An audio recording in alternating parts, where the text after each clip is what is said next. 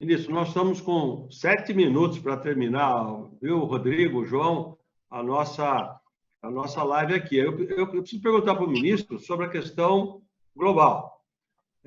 Nessa crise fantástica de coronavírus, etc., pelo mundo todo, qual que é a percepção sua, ministro, sobre a imagem do Brasil no exterior? Porque quando o senhor assumiu, era aquela confusão, o Brasil vai acabar com a Amazônia, era uma encheção direta, especialmente sobre a nossa agricultura. Hoje o Roberto Rodrigues escreveu um artigo no Estadão dizendo que, na visão dele, a imagem da agricultura está se fortalecendo porque o alimento está chegando na mesa das pessoas. Como é que o senhor vê essa questão da imagem externa sobre a agricultura do Brasil?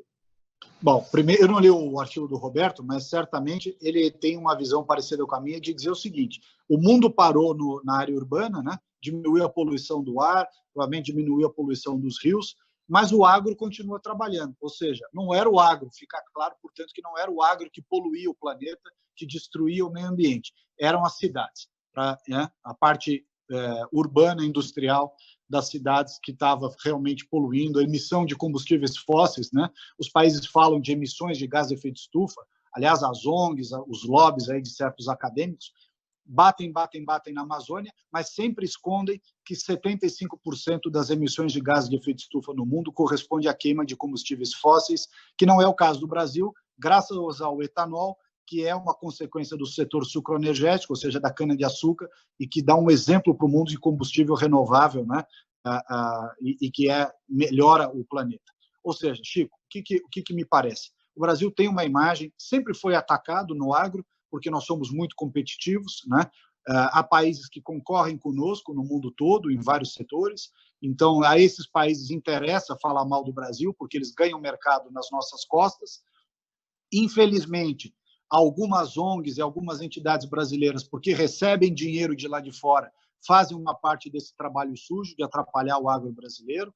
Muitos também reclamam e são estridentes, porque o governo Bolsonaro cortou, fechou a torneira da mamata, né? Fechou o dinheiro fácil que corria solto aí para um monte de gente que fazia pesquisa em cima de pesquisa, viagem em cima de viagem, nunca entregava resultado, mas era sempre muito bem remunerado. Então, como o governo Bolsonaro acabou com essa mamata, muitos estão gritando.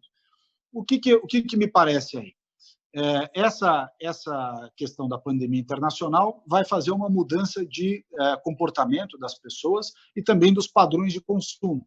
E vai ficar cada vez mais claro que o estilo de vida do agricultor, daquele que vive no campo, que vive fora do centro de consumo, está muito mais adequado a uma visão de um mundo sustentável e equilibrado do que essa visão do muitos ambientalistas de gabinete que bradam para todo lado, fazem vídeo, gritam, mas estão lá com o seu carrinho, com o seu iPhone, morando na Vila Madalena, ou não sei aonde, ou seja, fazendo todo o discurso da sustentabilidade, mas vivendo como um belo capitalista. Então, a gente tem realmente que equilibrar as coisas e ter a noção exata de que o Brasil no campo, o Brasil do agro, é exemplo para o mundo de sustentabilidade, inclusive na Amazônia, onde apenas 16% do bioma foi utilizado, os outros 84% seguem intactos. Nós temos 66% de áreas protegidas de vegetação nativa no Brasil. Nós somos exemplo para o mundo, nós não somos patinho feio de nada. Talvez a gente possa melhorar um pouco na comunicação, é verdade, mas também entender que muitos dos que militam contra nós, lá fora e aqui dentro, têm interesses econômicos. Isso quer dizer que nós somos os donos da verdade? Em absoluto. Estamos abertos aí a receber críticas, a mudar eventualmente certos programas, mas é preciso demonstrar as coisas factualmente e não simplesmente apontar o dedo e dizer, olha aí, só porque o Bolsonaro está destruindo tudo, antes estava tudo bem, o Brasil era uma maravilha, né? A gente vê esse pessoal criticando, parece que a Amazônia era o jardim do Éden, que não tinha problema nenhum, que não era o pior índice de desenvolvimento humano do Brasil, que não tinha a miséria que tem lá, a falta de saneamento, a falta de gestão do lixo, e que estava tudo bem, né? Só que só estava bem realmente para quem ganhou muito dinheiro com esse grande esquema internacional de alavancagem sobre o tema ambiental e que agora a gente está colocando racionalidade e menos patrulhamento ideológico.